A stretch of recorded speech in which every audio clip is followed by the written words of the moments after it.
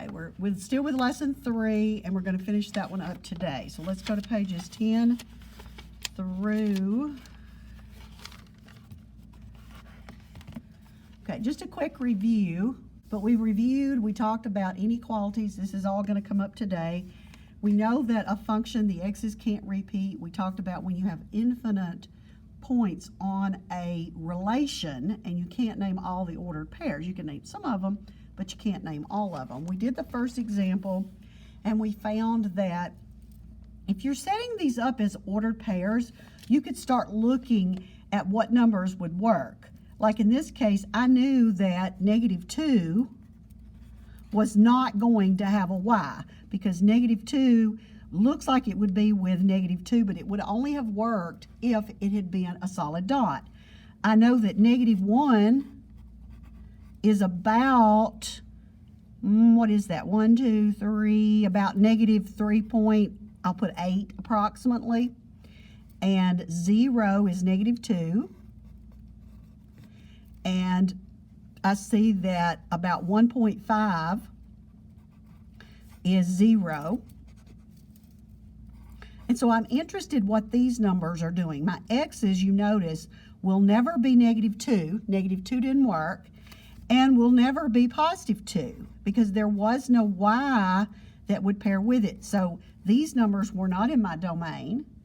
And then in my range, what are the answers going to be?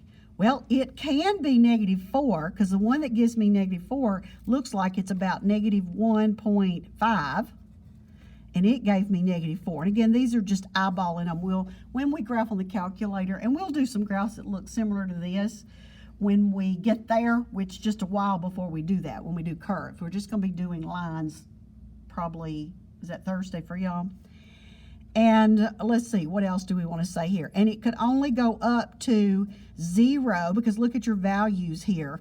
I had 1.5 with 0, but I don't have any of these going to, let's see, right here, that was a negative, wasn't it? -1, -3.8. I don't have anything that's above 0. Like if I go over here to, oh, I don't know, like if I pick 0.5, there's not going to be any y's that are up here. So these numbers match up with my infinite concept of domain and range. The next one we wanted to do, I believe, is on that mint green, lime green, whatever y'all call it. And we're going to do domain, and we're going to do range, and we're going to do function. Now, usually these are pretty clear, whether they are solid dots or arrows. So we're going to make this one, for the purpose of what I need, arrows. So put arrows on the ends of this. Now, is it a function? You can do the vertical line test. You can do ordered pairs like we were doing. I may write some. Actually, I think I'm going to move this over just a little bit.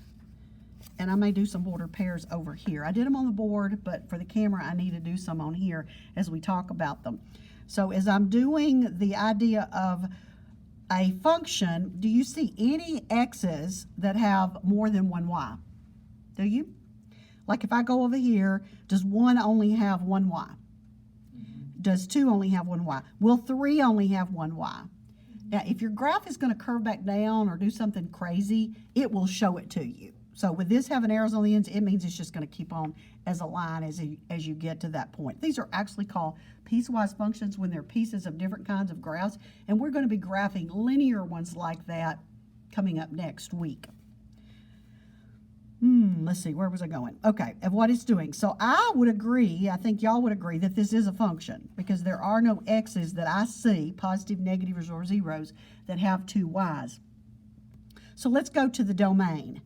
Now, some teachers, and I've seen some videos that teach it like this, the idea of taking it and just looking at horizontally your x-axis, what's happening.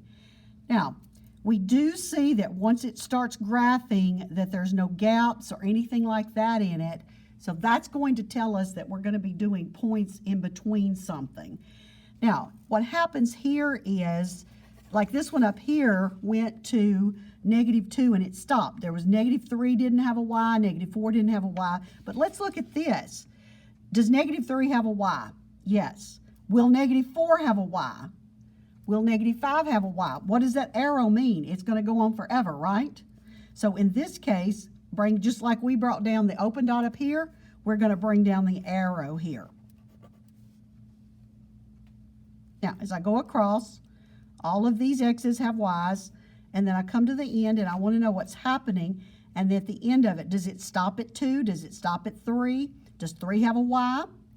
It's going to be up there, isn't it? 4, 5, 100. Yes. So you put an arrow there. Does every point between these two arrows from here to here have a Y paired with it? There's no, and really what you're looking for are gaps if the graph stops and starts somewhere else, or if it has like an open dot in it. We've got one in just a minute that does that. It skips a number, and so we have to look at it that way. So every one of these X's has a Y. Now, if you're on a number line, and I drew one up there, if you put below this a number line, like -2, I'll go ahead and draw it on here just for the people that are on the screen. You don't have to if you don't want to. I'll leave that up to y'all in here, but I drew one up there. And if I do like -2, -1, 0, 1, 2, and I draw this above it, what have I got shaded? What are those numbers? Now think about it. If you had a number line, you go back over here to page 10, and what if one of these graphs had all of it shaded in blue, the whole line? What does that mean? Say it. It means what? Any number, every number. Every number that we know exists. When you started, when you were 2 and you could count from 1 to 10 and you were so excited, it includes all of those numbers. Then you learned, what do you get next? Fractions, I guess. And then you get decimals, and you get negatives, and you get and percents, and all those kind of numbers. Every one of those numbers is on this number line. We don't deal with that much till we get to Algebra 2 when we talk about it, because we are going to learn that when we put all of those numbers in this room, they are called our real numbers. All real numbers. You can do the number symbol, you can write NOS, you can write it any way you want to, but that means every number. I like the way you said it. Any number, which is every number on the number line. No, every X has a Y. Every one of them. You could give me an estimated ordered pair. You know, I could estimate, let's see, I could estimate negative, let's estimate -2 at, looks like -2. Oh, that's -3, isn't it? Yeah. And I can estimate, I don't know, let's estimate 2 over here, and it looks like it's going down to -2. Which is -3. I see the numbers, I'm looking at the things wrong. But I can estimate every number. If I could follow it out far enough, like 3, it's going to be up here somewhere, which is going to be about 1, 2, maybe 3 point something. You'd have to have a bigger graph to be able to tell it. But every X has a Y. Why do we say real? Because there are numbers that are not real, and we'll address those later in the year. Range. Now let's turn it sideways. And I want to look at the graph like this. Now I want to look at like this, and I want to see what my Y's are doing. See, I'm looking at the graph.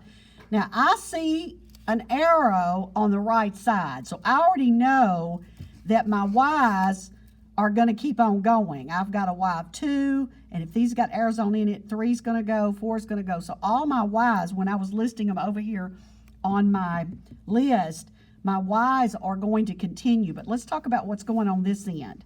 So right here, what is this number when it touches the y-axis? What is that number? -6. Now, is that a solid dot or is that an open dot? Now, here's how to know if it's open. It's going to look like that. It's going to look like a hole. Is there a hole right there? No. So we're going to come down, and what that means is there are numbers in my list, and I'm not going to turn it back sideways right now, but I could put, there's some number whose y is going to be -6. You know, you can kind of estimate it. It looks like it's about -1.8 maybe or something. It's going to have a y of -6. And there's one over here that has it. Looks like about maybe 2.5. Nope, it's going to be about +1.8 maybe. It's going to give me, so there are going to be numbers, but -6 is as far as it goes. There is no x that's going to go to -7 or -8 or anything like that. So it's going to be solid dot there. and then everything to the right of it, no holes, no nothing, is going to keep on going, and then we go to the right end and we see it goes on forever. Now that's our range. What is that as an inequality? Now that's our y's, right? So what do you know about the y's? What is that, just like on page 10? What is that? Y is greater than or equal to -6. Excellent. Now this will not make you an expert.